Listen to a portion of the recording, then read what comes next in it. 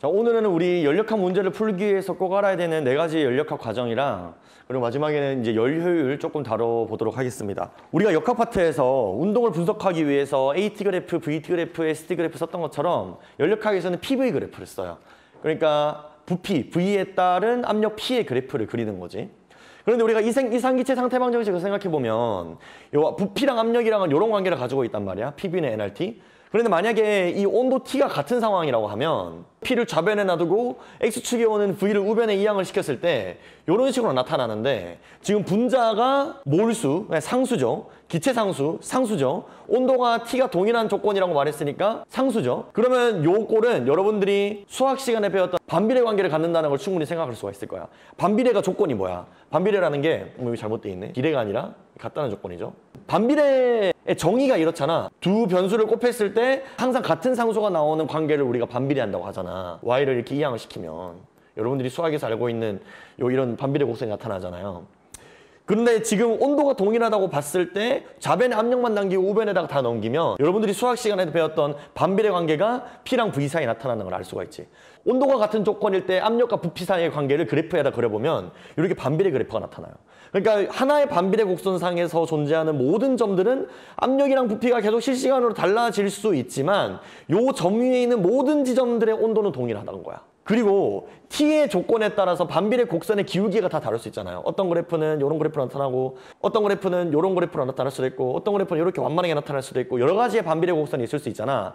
이 반비례 곡선은 각각의 온도들을 나타내요. 그러니까 이 곡선상에 있는 모든 지점은 T1, 이 곡선상에 있는 모든 온도들은 T2, 이 곡선상에 있는 모든 온도들은 T3, 이 곡선상에 있는 모든 온도들은 T4 이런 식으로 같은 온도를 가지는 반비례 곡선들이 있어. 그런 반비례 곡선들을 우리가 등온선이라 부릅니다. 요 위에 있는 모든 온도는 똑같아. 그런데 곡선 자체가 밑으로 내려오면 밑으로 내려올수록 낮은 온도를 의미해. 요거 정말 중요해요. 그러면 반대로 이 곡선이 위쪽에 있으면 위쪽에 있을수록 높은 온도를 의미하겠죠. 그래서 지금 그래프에 나타나 있는 이 값들을 이상기체 상태 방정식으로 한번 써보자면 이 곡선에 대해서 P2 곱하기 V1은 T2에 대한 방정식으로 나타나고 그 다음에 P1 곱하기 V1도 T2로 나타나겠지. 그러면 여러분들이 P2와 V1, P1과 V2에 대한 관계식을 얻어낼 수 있겠죠. 뭐 이런 걸 이용해가지고 푸는 문제들도 있습니다. 그래서 이상기체 상태 방정식으로부터 얻어낼 수 있는 이 그래프의 특징들을 여러분들이 캐치할 수 있어야 돼요. 그리고 또 진짜 중요한 개념이 이 PV 그래프에서 밑넓이가 의미하는 바가 있다는 거야. 밑넓이가 의미하는 거. 우리 이전에 기체가 한 일 계산할 때 기체가 한 일 W는 P 델타 V라 했던 거 기억나시죠? 그런데 내가 이게 뭐라 했어? 그냥 단순히 압력에다가 부피를 곱한 게 아니라 얘는 적분의 형태라서 V를 변수로 가지고 P를 함수로 가지는 함수상에서 밑넓이를 의미한다라고 내가 얘기했던 거 기억하고 있니? 그래서 PV 그래프에서 어떤 상태 1에서 상태 2로 변화하고 있을 때 그 변화하는 곡선이 그리고 있는 아래의 밑넓이가 곧 기체가 해준 1이 되는 거예요. 요거에 대해서 조금 더 부연 설명을 하자면 압력 P는 뭐 A분의 F잖아. 그리고 부피는 A 곱하기 높이 변화량, 뭐 델타 X, A는 피스톤의 면적이 되겠죠. 그러면 Y축은 A분의 F고 요 X축은 A 델타 X일 테니까 넓이를 계산하기 위해서 얘를 곱해주면 북 날리면 어떻게 돼? 얘가 곧 뭐가 되는 거야? F 곱하기 델타 X가 돼. 얘가 의미하는 게 뭐야? 역학에서의 1의 정의가 되잖아요. 그래서 PV 그래프에서 밑면적이 1이 될 수가 있는 거야. 만약에 문제에서 압력 부피 그래프가 아니라 뭐 압력 절대온도 그래프 또는 뭐 부피 절대온도 그래프 뭐 이런 식으로 나타나면 그런 경우에는 밑넓이가 아무런 의미를 가질 수가 없습니다. 왜냐하면 이 압력 부피 그래프에서 밑넓이가 의미를 가질 수 있는 이유는 요 1의 정의로부터 올 수 있는 건데 만약 다른 변수가 온다면 요 정의를 사용할 수가 없겠죠. 자, 이제 본격적으로 연력학 과정을 분석을 할 건데 여러분들이 크게 대표적으로 4가지 연력학 과정을 배우거든요. 뭐 등온, 등압, 등적, 단열. 그리고 이 4가지 과정에 대해서 뭐 열 출입이 어떻게 되고 부피랑 뭐 압력이랑 온도랑 어떻게 변화하는지 그런 것들을 정리를 다 해놔요. 교재들에. 여러분 책 보시면. 그런데 그것들 다 외우고 막 문제 적용하는 거는 되게 비효율적이야. 틀릴 확률도 높고요. 그래서 저는 실제로 연력학 제1법칙이랑 이상기체 상태 방정식을 통해서 문제 매번 풀 때마다 유도를 해요. 뭐 유도라고 말하기도 민망하지만. 그래서 문제를 많이 풀면서 연력학 제1법칙이랑 이상기체 상태 방정식을 잘 쓰는 연습을 많이 하시는 게 중요합니다. 이런 내용들을 책을 많이 보는 것보다도요. 자, 일단 먼저 등적 과정부터 볼게요. 쉬운 것부터. 자, 등적 과정이란 말은 적이 뭐야, 얘들아? 쌓는다는 거잖아. 부피를 의미하거든. 등적이란 말은 이제 부피가 일정한 상황인 거야. 자, 무슨 과정이든지 간에, 무슨 문제든지 간에 저는 실제로 연력학 문제 나오면 무조건 이 식 2개 적어놓고 문제를 읽습니다. 첫 번째는 연력학 제일 법칙. Q는 델타 U 플러스 W. 그 다음에 두 번째는 PV는 NRT. 이상기체 상태 방정식. 이거 적어 놓는 거야. 자, 그러면 얘들아, 등적 과정이라는 거는 부피의 변화가 없잖아. 여기서 먼저 체크를 해줄 수 있는 게, 자, W가 P 델타 V야. 그런데 델타 V가 0이야. 부피 변화가 없는 거야. 그러면 일단 W가 날아가요. 얘가 없는 상황인 거야. 그 다음에 요 V가 일정한 상황이에요. 이 V가 변하잖아요. 그러면 어떤 생각을 할 수가 있냐면, 자, 열이 들어오는 상황, 그러니까 Q가 플러스가 되면 W가 없기 때문에 내부 에너지의 변화량도 플러스야. 근데 내부 에너지가 곧 온도이기 때문에 온도도 플러스가 된다는 뜻이야. 온도가 증가한다는 뜻이야. 그러면 이 이상기체 상태 방정식을 보면요, 부피가 고정된 상태에서 온도가 커지고 있기 때문에 압력도 어떻게 되겠어요? 압력도 커집니다. 이게 끝이야. 등적 과정 분석 끝. 이게 이렇게 길게 적혀져 있는 거야.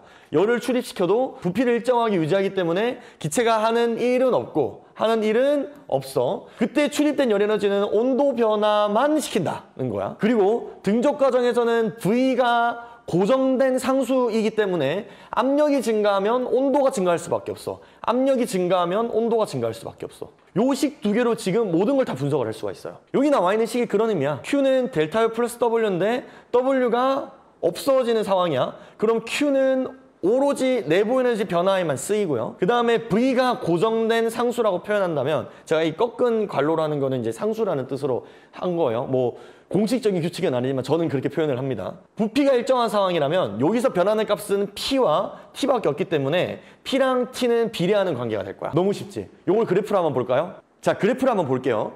자, 등적 과정에서 열이 가해지는 상황이야. Q가 플러스인 상황이야. 그럼 아까 전에 했던 거 다시 한번 해볼까?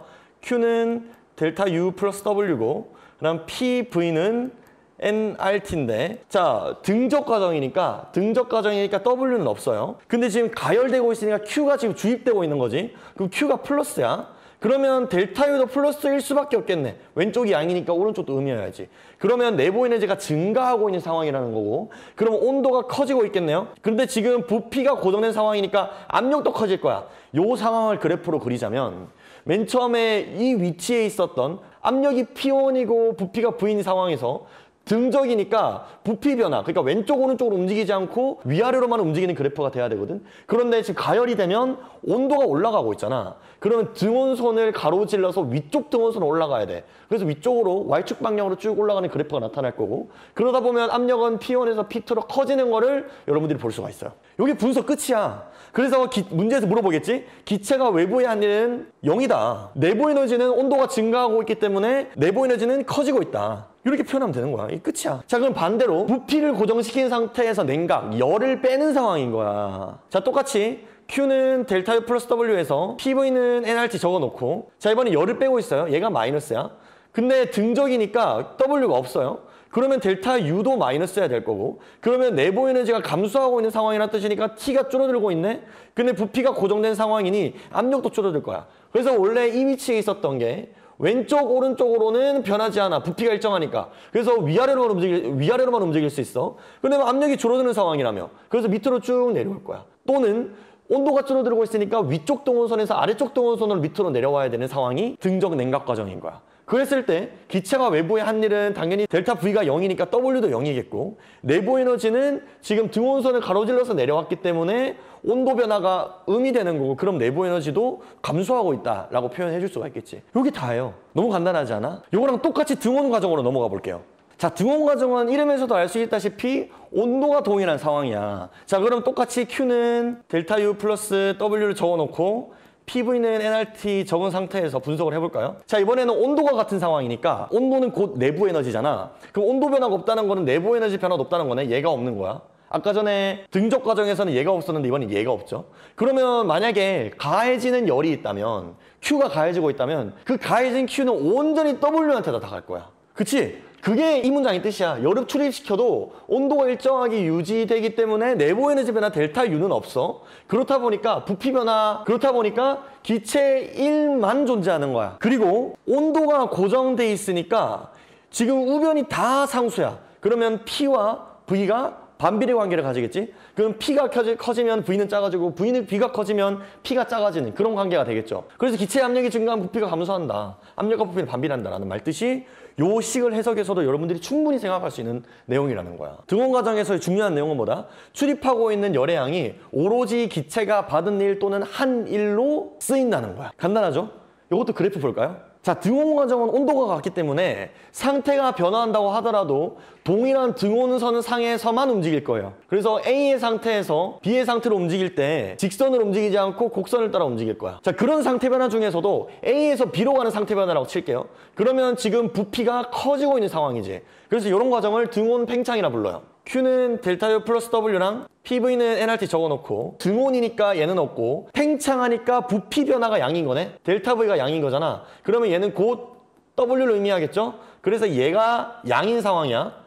그 말은 무슨 뜻이야? 이런 상황이 일어나려면 열이 주입이 돼야 된다는 뜻이야. 그리고 온도가 고정되어 있기 때문에 부피가 증가한다면, 즉 얘가 증가한다면 얘를 상수로 항상 일정하게 유지시켜주기 위해서 압력은 줄어야 돼요. 자, 그래서 그래프 보시면 A에서 B로 상태 변화가 일어날 때 팽창하니까 당연히 오른쪽으로 그래프가 증가하겠고, 그리고 압력은 어때? 압력은 높은 위치에서 낮은 위치로 떨어진단 말이야. 여러분들이 충분히 예상할 수 있었던 것처럼 PV가 지금 반비례 관계를 가지니까 부피가 증가할 때 압력이 줄어드는 것도 볼 수가 있겠죠. 만약에 문제에서 기체는 외부에 일을 한다 라고 표현하면 어때? 맞는 표현이겠지. 왜냐하면 기체가 외부에 일을 할 때 W는 양을 가지니까. 그리고 내부 에너지는 변화가 없는 거야. 온도 변화가 없으니까 당연히. 자, 그러면 이 상황은 어떨까요? 자, 이번에 똑같이 A, B 상태에서 이번에는 B에서 A로 올라가는 상황이야. B에서 A로 올라간다고. 그럼 똑같이 Q는 델타 U 플러스 W에서 PV는 nRT에서 내부 에너지 변화가 없는 상태에서 압축, 부피가 줄어들고 있는 상황이니까 P 델타 V에서 델타 V가 음이 되는 상황인 거잖아. 부피가 감소하고 있는 거니까 변화가 음인 거잖아. 그럼 얘가 음을 가지고, 그럼 이런 상황을 위해서는 열이 빠져나가야 돼요. 그리고 온도가 동일한 상태에서 부피가 줄고 있으니 압력은 커져야 돼. 그래서 그래프에서도 B 상태에서 A 상태로 올라갈 때 압력이 증가하는 것을 볼 수가 있어. 그리고 이 모든 과정이 동일한 등온선 위에서 움직인다는 것도 확인할 수가 있고. 그럼 이쯤 되면 여러분들이 생각할 수 있어야 되는 게, 내가 아까 전에 설명을 했어야 되는데, PV 그래프에서 우리 밑면적이 의미하는 게 뭐라 그랬어? 여기 A에서 예를 들어 B까지 상태 변화하는 상황이야. 밑면적이 의미하는 게 얘가 W였잖아. 근데 얘가 W가 될 수 있었던 이유가 P, dV 적분이기 때문에 그런 거거든. 여러분 적분할 때요, 정적분할 때 여기 A에서 B까지 적분을 하면 작은 데서 큰 데로 적분을 하면 양의 값을 가지지만, 만약에 반대로 B에서 A까지 적분하면 어떻게 돼? 그럼 얘가 음을 가지는 거 알고 있죠. X값이 큰 데에서 작은 데로 적분을 하면, 그러니까 반대 방향으로 적분을 하면 음이 돼요. 그래서 PV 그래프 상에서 이 부피 축상에서 왼쪽으로 가는 과정에 대해서는 1이 음수입니다. 기체가 1을 하는 게 아니라 기체가 1을 받는 상황이라는 거야. 그래서 이제 보기에서는 어떻게 물어보겠어? 기체가 외부로부터 1을 받는다 라는 선지로 이제 요 물음이 등장하겠죠. 근데 자세히 보니까 이 표현이 틀렸네. 지금 델타 V가 음이 되는 경우에는 기체가 외부에 한 일이라고 표현하면 안 되고 기체가 외부로부터 받은 일이 돼야겠지. 그치? 받은 일. 어쨌든 전체적으로 너무 간단하지 않아? 오케이, 바로 등압 과정으로 넘어갈게요.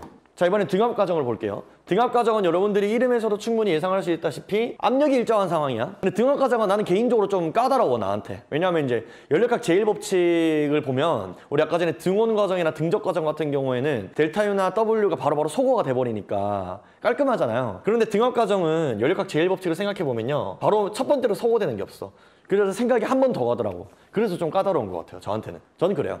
자, 그래서 연력학 제1법칙 일단 적어놓고, 그다음 PV는 nRT씩 세워놔주면 압력이 동일하다는 조건을 통해서 뭐 Q가 없어지거나 뭐 델타 U가 없어지거나 W가 없어지진 않아. 근데 이상기체 상태 방정식에서 P가 고정된 상수이기 때문에 V가 커질 때 T가 커지거나 또는 V가 작아질 때 T도 작아진다는 걸 알 수가 있어. 이걸 한 번 더 생각해보면 V가 커질 때, 즉 1이 양일 때 T도 커지니까 내부 에너지도 양이야. 그래서 얘가 플러스를 가지면 얘도 다 플러스인 거야. 그리고 얘가 마이너스를 가지면 마이너스인 거야. 등압 과정은 Q, 델타 U, W가 다 동일한 부호를 가지고 가는 게 특징이다 라는 거죠. 그게 이제 첫 번째 문장이야. 온도와 부피를 변화시키면서 압력을 유지하려면은 열 출입이 반드시 있어야 된다. 그러니까 요 세 개 다 같이 움직인다는 거야. 그리고 이상기체 상태 방정식에서 P가 홀드돼 있으니까 부피랑 온도는 같이 움직인다는 거. 그래서 등압 과정은 이 세 개가 다 살아있기 때문에 이 의미를 분석하는 건 큰 의미가 없는 것 같아요. 그래서 저는 등압 과정이 나오면 이렇게 한 번 더 생각을 해야 되기 때문에 바로 그래프 분석하는 거를 선호해요. 그러니까 그래프를 떠올리는 게 낫더라고. 그러니까 등압 과정이라고 하면 압력이 동일한 상황이니까 Y축 상에서는 위아래로 움직임이 없겠지. 그래서 좌우로만 그래프가 움직이는 상황이다 보니까 등온선의 위치를 반드시 바꿀 수밖에 없어요. 그래서 온도가 바뀌어. 그 다음에 좌우로 움직이니까 밑면적이 생길 수밖에 없어. 그래서 1도 할 수밖에 없어. 그래서 등압 과정은 내부 에너지 변화도 있고 1도 있다. 그리고 이 두 개가 존재하기 때문에 Q도 동시에 존재한다는 거야. 자, 등압이면서 팽창하는 상황은 부피가 커지는 상황이고 그 말은 곧 W가 양이라는 뜻으로 기체가 외부에 일을 한다는 뜻이야. 그때 내부 에너지 변화는 어때요? 얘가 오른쪽으로 가면 등호선 자체가 위쪽으로 올라갑니다. 그래서 온도의 변화량 양인 거야. 즉 내부 에너지의 변화가 양인 거야.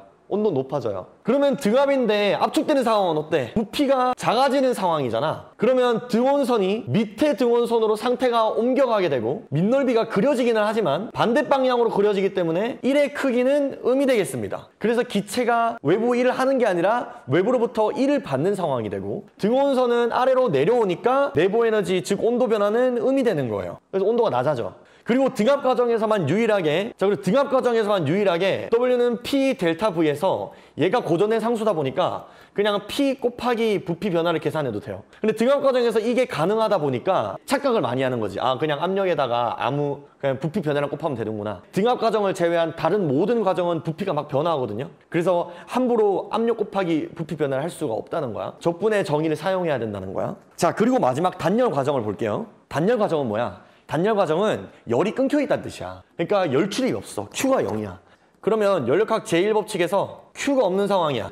이게 뭘 의미해요? 델타 U는 곧 마이너스 W가 되는 거야. 만약에 단열 과정에서 내부 에너지가 증가하면 1은 받는 상황이 되는 거고 만약에 이 기체가 1을 한다면 즉 양이라면 내부 에너지는 줄어드는 거야. 뭔 말인지 알겠지? 그러니까 델타 U가 플러스가 된다는 거는 온도가 증가한다는 뜻이고 얘가 양이 되기 위해서 W가 음이 돼야 돼. 그러면 기체는 외부로부터 1을 받아야 될 거예요. 그러면 요거를 이용해서 이상기체 상태 방정식에 적용해보면 온도가 증가하고 있는 상황이야. 온도가 커지는 상황이야. 근데 그때 W가 음이니까 부피는 줄어드는 상황이네. 야, 그러면 우리 P 어떻게 알아? P 어떻게 알지? 압력은 여러분들이 그래프를 알고 있어야 돼요. 그래프를 알고 있어야 돼. 그래프를 바로 좀 볼까요? 자, 여러분들이 보시고 계시는 등온선에서 가로지르는 곡선 그래프가 단열 과정에서의 그래프야. 단열 과정의 그래프는요, 반드시 등온선 그래프, 즉 반비례 그래프보다 가파른 곡선을 그려요. 수학적으로 반드시 그래요. 그래서 이런 문제가 많아. 뭐 이 상태에서 이렇게 올라가는 그래프랑 이 상태에서 이렇게 올라가는 그래프를 주고 얘랑 얘는 각각 등온 과정과 단열 과정 중 하나이다. 이렇게 알려주는 거야.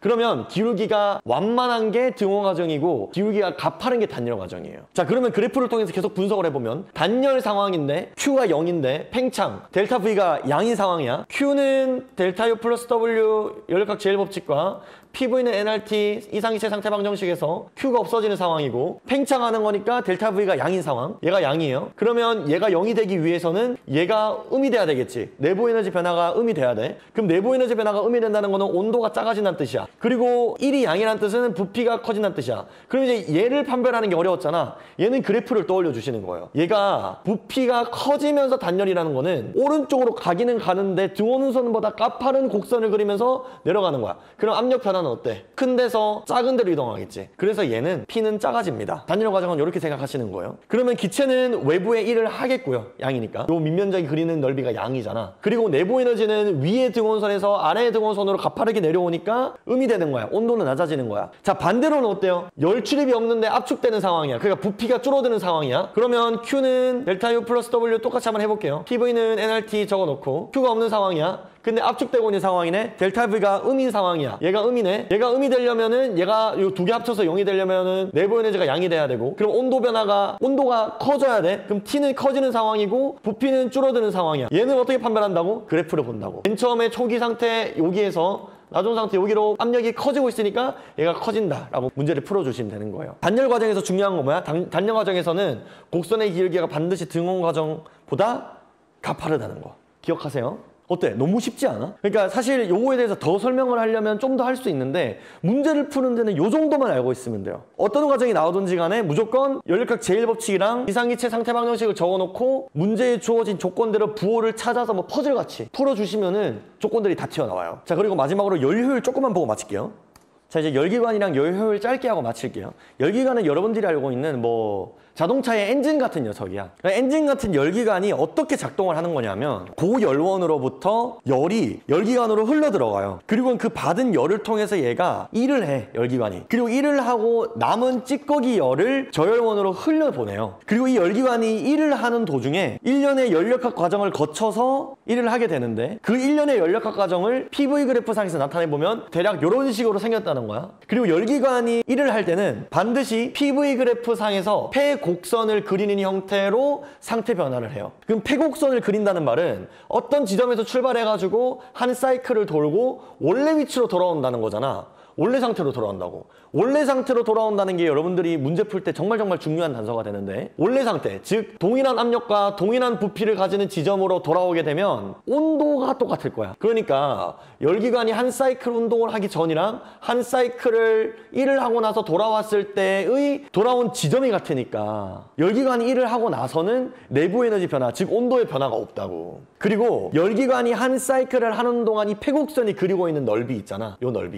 넓이는 열기관이 한 일의 크기랑 똑같아요. 왜냐하면 요 점에서 이 점까지 운동하는 동안 그리는 밑넓이는 요 곡선 전체 아래가 될 거고, 그리고 얘가 수직으로 쭉 내려오는 동안에는 밑넓이가 없으니까 1이 0이고, 그리고 반대 방향으로 이렇게 쭉 올라갈 때는 부피가 음의 방향으로 가고 있잖아. 그러니까 밑넓이가 음의 넓이가 되는 거야. 1을 하는 게 아니라 1을 받고 있는 상황인 거지. 그리고는 위로 쭉 올라가 있죠. 그럼 한 사이클 동안 요 넓이만큼 1을 하고 요 작은 도형 넓이만큼 1을 받는 거니까 요 두 개를 합산을 해주면 남은 거는 요 폐곡선의 넓이가 되겠지. 이 폐곡선의 넓이만큼 열기관이 일을 한다는 거야. 이거 너무 중요해요. 열기관이 한 사이클을 도는 동안 내부 에너지 변화는 없다. 그리고 열기관이 한 사이클 동안 PV 그래프 상에 그린 연력학 과정의 넓이는 열기관이 한 일을 의미한다라는 거. 요거 우리 문제 풀면서 연습을 좀 해볼게요. 자, 그래서 열기관이 고열원으로부터 열을 얼만큼 받아서 얼마만큼 일을 하고 얼마만큼의 열을 내보내는가에 대한 능률, 효율을 우리는 뭐로 나타낸다고? 열 효율로 나타내요. 아마 저한테 작년에 통합과학 배운 친구들은 열 효율 다 배웠었죠. 열 효율이라는 건 이런 거야. 열기관에 공급된 열 에너지 중에서 실제로 일을 얼마만큼 했냐는 거야. 그래서 전체 투입된 에너지 대 실제로 쓴 에너지가 되는 거야. 이 앞 슬라이드에서 그림에 있었던 것처럼 고열원에서 열이 흘러 들어가서 열기관으로 들어오고 얘가 일을 한 다음에 저열원으로 열이 빠져나가거든요. 그럴 때 흘러 들어온 열을 QH라고 하고 핫, 그리고 빠져나가는 열을 QC라고 했을 때 Q 콜드라고 했을 때 이 W는 에너지 보존 법칙에 의해서 QH-QC일 거야. 왜냐하면 공급된 에너지가 실제로 쓰고 그 다음에 빠져나가는 녀석의 합이 돼야 될 거 아니야. 그렇죠? 예를 들어서 100 쓰고 30만큼 일했으면 70이 남는 거잖아. 그래서 좌변과 우변이 같아야겠죠. 그래서 W는 어떻게 되는 거야? QH-QC가 되는 거야. 이 W를 여기다가 대입해주면 이렇게 나타나고, 그리고 얘를 한 번 더 정리해주면 이런 형태로 계산해낼 수도 있다는 거지. 그래서 문제에서 주어지는 게 만약에 열기관이 한 사이클 동안 한 1이 주어지면 요식을 쓰면 되겠고, 열기관이 한 사이클 도는 동안 주입된 열과 그리고 빠져나간 열이 주어져 있다면 뭐 요식 내지는 뭐 요식을 써주면 되겠죠. 열 효율이 1인 열기관은 존재하지 않습니다. 그건 연력학 2법칙에 위배돼요. 우리가 실제로 현실에서 쓰고 있는 대부분의 엔진들이 열 효율이 높아봤자 한 30% 정도예요. 0.3 이렇게 되는 거지. 70 정도가 버리는 거야. 어쨌든 열 효율이라는 게 이런 개념이다. 뭐 이런 건 나중에 한번 읽어보시고요.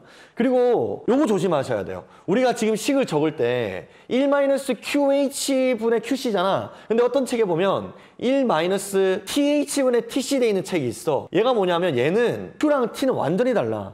Q는 흘러 들어가는 열 에너지를 말하는 거고요. 그 다음에 여기서 말하는 T는 뭐야? 이 T는 고열원과 저열원의 온도야, 온도. 그러니까 온도랑 열은 완전 다른 개념이잖아. 근데 이렇게 써져 있는 내용은 뭐냐면 열 기관 중에 카르노 기관이라는 녀석이 있어. 카르노 기관. 등온 과정이랑 단열 과정으로만 이루어진 열 기관이 있거든요. 그러니까 그래프 어떻게 생겼겠어? 아마 수능 특강에 보면 있을 텐데 단열은 그래프가 까파르고 등온은 완만하고 다시 단열은 까파르고 등온은 완만하고 뭐 이런 식으로 이루어진 기관이거든요. 이게 이상적인 열 기관이야. 이상적인 열 기관인 카르노 기관에 대해서는 요식을 써도 되고 요식을 써도 됩니다. 그런데 카르노 기관이 아닌 나머지 열 기관에서는 얘가 달라요. 얘는 쓰시면 안 돼요. 카르노 기관에서만 얘가 성립합니다. 고열원의 절대 온도와 저열원의 절대 온도를 이용해서 열 효율을 계산할 수 있는 건 오직 카르노 기관에서만 쓸 수 있는 거다. 자, 이렇게 연력학 다 봤습니다. 자, 이제 문제를 통해서 연습을 많이 할 건데 글쎄 문제를 풀 수 있을까? 시간이 될지 모르겠어요. 어쨌든 화이팅! 공부 열심히 하세요. 어쨌든 연력학은 연습을 많이 해요. 상대성 이론도 마찬가지고 연습 많이 하세요. 여기까지 하겠습니다.